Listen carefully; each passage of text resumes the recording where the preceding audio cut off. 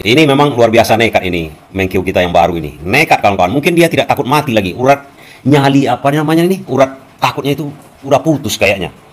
Hanya ada dua orang yang berani men-spill, yang masih hidup. Yang men-spill ini. Satu adalah Purbaya di waktu rapat kerja dengan DPR. Satu lagi Sudirman Said. Dua lagi sudah almarhum sekarang nih, Faisal Basri dan Rizal Ramli. Ini mengerikan kawan-kawan. Kalau kawan-kawan tahu, ini merinding kita. Ini bukan korupsi abal-abal seperti korupsi Pertamina kemarin itu 1.000 triliun katanya. Belum ada apa-apanya kawan-kawan. Dan ini menyangkut petinggi-petinggi negara kita ini. Kalau kawan-kawan bertanya apakah menteri saja atau kepala-kepala badan misalnya kejaksaan, kepolisian, tidak. Ini menyangkut orang nomor satu di Indonesia. Sebelum Prabowo. Jangan-jangan Prabowo sekarang tak tahu masalah ini. Mungkin sekedar mendengar infonya, tapi yang clearnya tidak tahu dia. Purbaya mengetahui ini. Purbaya menyadari hal ini. Purbaya mempelajari hal ini dan mengalami. Dan kalau ini bisa di stop oleh Purbaya, di stop saja sekarang ini, dapat Anda bayangkan, bisa-bisa pendidikan anak-anak kita ini gratis dari SD sampai universitas. Coba bayangkan, ini brutal sekali nih. Nggak perlu kita berhutang lagi. Ini brutal sekali kawan-kawan. Di mana subsidi ini dipergunakan, diambil mereka. Para banjingan-banjingan koruptor tengik di negara kita ini, yang bisa-bisa menyangkut orang nomor satu di negara kita ini bukan main-main. Makanya Purbaya di waktu rapat kerja di DPR itu men-spill saja di balik kata-katanya. Malah kilang dibakar katanya. Over capacity apa?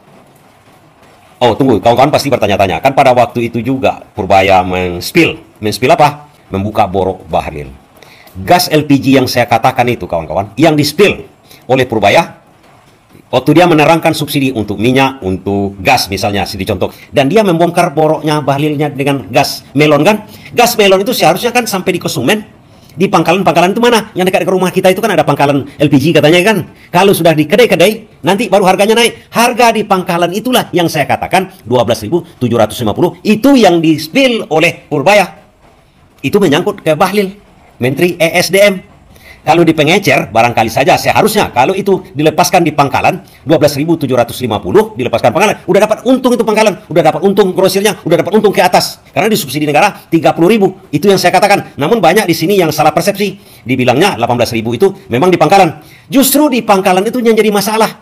Seharusnya di pangkalan itu 12.750. Sekarang dijual di 18.000 rata-rata di pangkalan. Itu resmi. Siapa yang membuat resmi itu? Siapa yang membuat harga antara 18 dengan 12.750 itu? Itu yang harus dicurigai. Siapa lagi? Kalau tidak pembuat keputusan. Karena orang pangkalan mengatakan ini harga resmi dari pemerintah. Padahal harga sebenarnya dalam APBN 12.750. Artinya korupsi subsidi di sini. Korupsi subsidi bagaimana? Seharusnya dijual 12.750 dengan subsidi 30.000. Ini malahan dijual 18.000. Yang 6.000. Sekitar 6.000 per tabung ini korupsi besar-besaran nih kawan-kawan. Makanya Bahlil agak kebakaran jenggot dia, dibongkar habis-habisan oleh Purbaya. Ini sebenarnya harus masuk KPK, harus masuk kejaksaan. Kecuali mereka kena, ini masalah kita kan. Ini terjadi berapa puluh tahun? Sejak kapan itu? Sejak 10 tahun yang lalu. Sejak 10 tahun yang lalu, berapa juta satu hari tabung LPG itu dilempar ke pasaran. Kalikan sendiri, ini sudah korupsi besar-besaran.